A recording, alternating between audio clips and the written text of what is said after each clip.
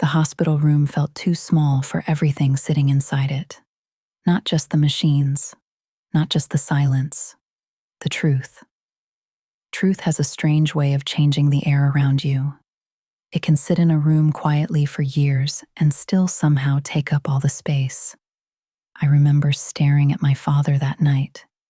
He looked smaller than I had ever seen him. Not physically, just human.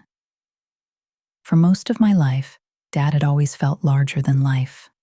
The kind of man who walked into a room and carried certainty with him. The kind of father who fixed broken things, gave advice, paid bills, solved problems.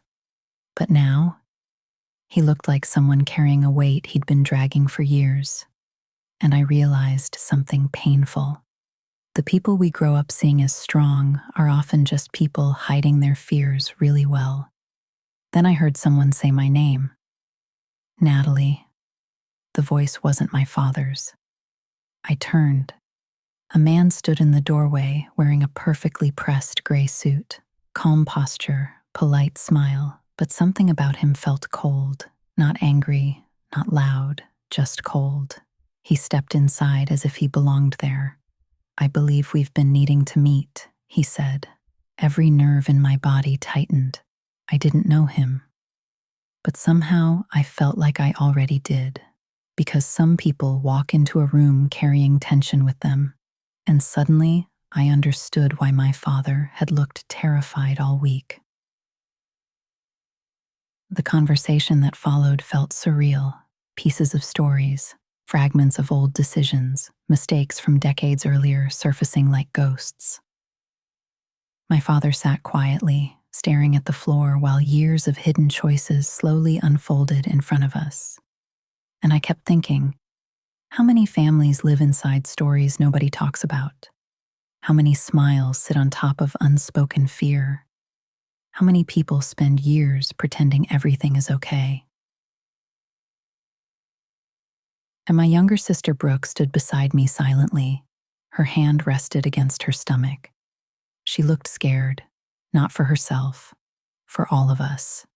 Because when family foundations shake, everyone feels it. No matter who made the mistake, no matter who carries the blame. I looked at my father. For years, I thought parents had answers. I thought adulthood meant certainty. I thought growing up meant becoming someone who always knew what to do. But adulthood doesn't hand you wisdom. It hands you consequences. And some consequences wait patiently. Years. Decades. Sometimes a lifetime. Then later that evening, after the room finally quieted, Mom walked back inside.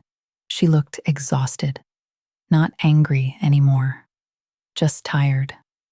The kind of tired that doesn't come from lack of sleep. The kind that comes from carrying disappointment. She sat down beside Dad. Nobody spoke for a while. Then she finally asked, "Why didn't you tell me?" Dad stared at his hands. I was ashamed. 3 words, small words, but sometimes small words explain entire years. Ashamed. Ashamed of mistakes.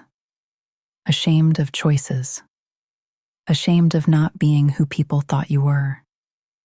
And suddenly everything made sense. Because shame doesn't usually make people honest. It makes them hide. It builds walls, creates distance, turns conversations into silence, and over time, silence becomes normal, until nobody remembers how to speak honestly anymore.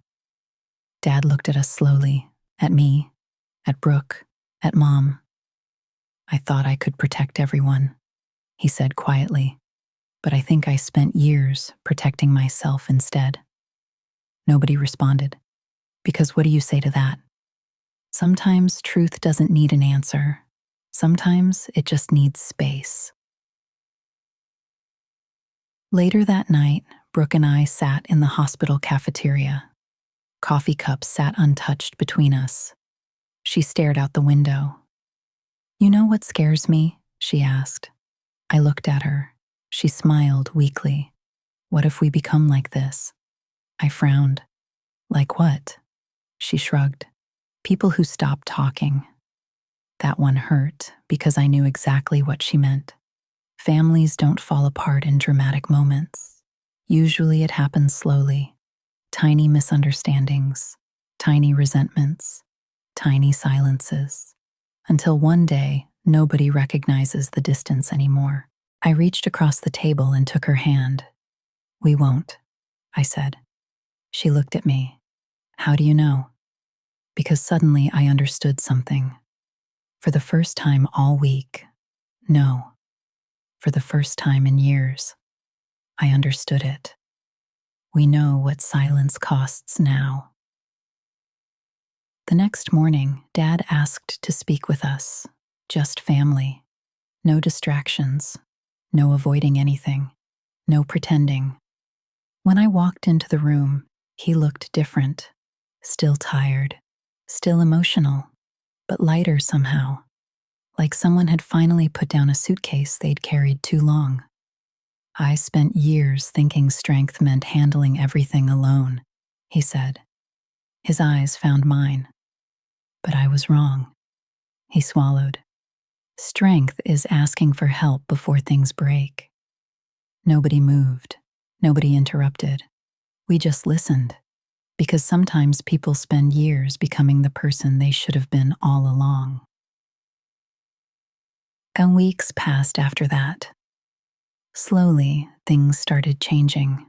Not perfectly. Healing never happens perfectly. Family dinners felt awkward at first. Conversations paused too often. People hesitated. But honesty started showing up where silence used to live. And that mattered. Because healing isn't one big moment. It's tiny moments. A phone call, an apology, a difficult conversation, a decision to stay at the table even when things feel uncomfortable. One afternoon, I found Dad sitting on the porch, staring into the yard. He looked over as I sat beside him. You still angry? He asked. I thought about it, really thought about it. Then I nodded. A little. He laughed softly. Fair. I smiled. Then after a moment I added, but I'm not carrying it anymore. He looked at me, confused. I leaned back in the chair. I spent years thinking forgiveness meant pretending nothing happened. I shook my head, but it doesn't. He stayed quiet. It just means deciding pain doesn't get to own you forever. He looked away quickly after that, but I still saw him wipe his eyes. Months later, Brooke had her baby. A little girl, tiny fingers, tiny feet, tiny heartbeat. I held her in my arms and stared down at her sleeping face. And I thought about family, about mistakes, about second chances, about all the things people pass down without realizing it. Fear, pride, silence, love, strength, hope. Then I made a quiet promise while holding her. Not every cycle has to continue. Some can end with us. Dad stood beside me, looking at his granddaughter. You thinking about something? He asked. I smiled. Just realizing something. What? I looked at the baby. For years, I thought our story was falling apart. I looked back at him. But maybe it was just rebuilding. He stared at me for a long moment. Then he smiled. A real smile. Not the kind people wear to hide things. The kind that finally reaches their eyes. Life didn't become perfect after that. Families rarely do. We still disagreed, still had hard days, still carried scars. But scars aren't proof that something stayed broken. Sometimes they're proof that something healed. And looking back now, I understand something I couldn't understand then. The truth didn't destroy our family. The silence almost did. The truth just gave us a chance to start again. And sometimes, Starting again is the most powerful gift a family can give itself.